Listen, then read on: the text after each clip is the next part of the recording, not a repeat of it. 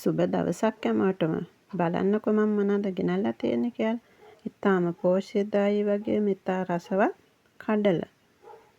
මේක මං කලින් තඹගත්තු කඩල කෝප්පයක්. මෙය මං හැන්දක් අරන් හොඳින් පොඩි කරගන්නවා. මේ කඩල කියන්නේ අපේ ශරීරයට ගොඩක්ම පෝෂ්‍යදායී ආහාරයක්. මේකේ තන්තු බහුල නිසා ඇත්තටම ශරීරය නිරෝගිමත් කරනවා. මේක රසවත් හදාගන්න විදිහයි අද මම කියලා දෙන්නේ. ඒකට මම අරන් තියනවා රම්පේ කරපිංචා, කපාගත් බීලුණු, කරල් මිරිස්, තලාගත් සුදු ලුණු, කෑලි මිරිස් හැන්දා, රස අනුව ලුණු වගේම කහ ස්වල්පයක්. ඔම්මලකඩ ටිකකුත් එකතු කරා.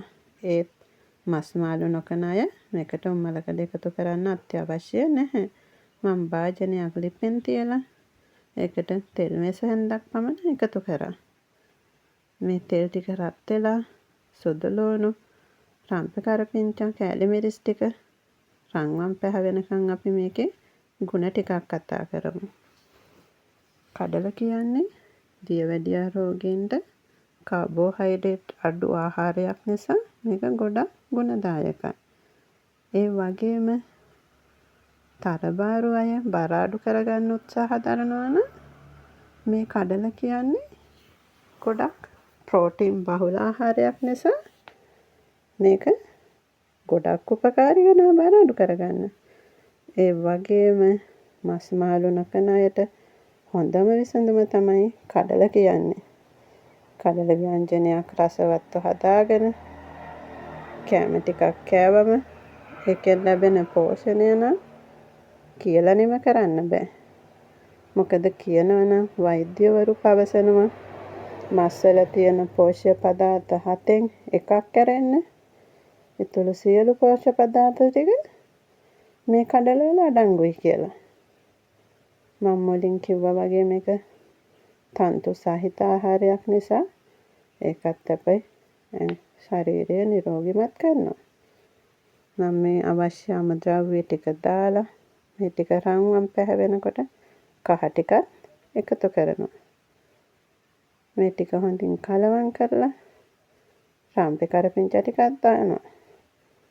දැන් නම් ඔන්න හොඳ සුවඳක් එනවා මේ ටික රත් වෙනකොට. දැන් මම කඩල ටික එකතු කරලා මේ ටික හොඳින් මිශ්‍ර කරගන්නවා.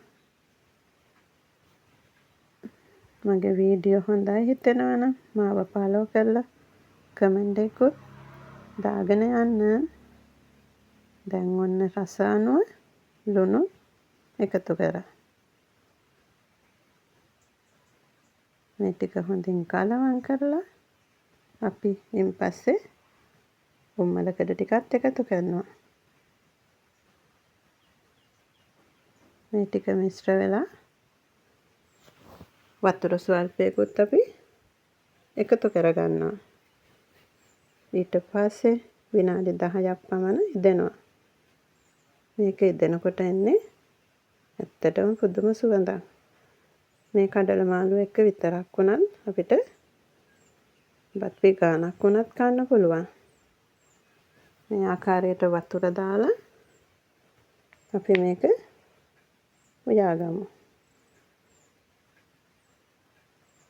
ඔයාලා හැමෝම මේ විදිහට හදලා බලන්නකො කොච්චර රසවත්ද කියලා.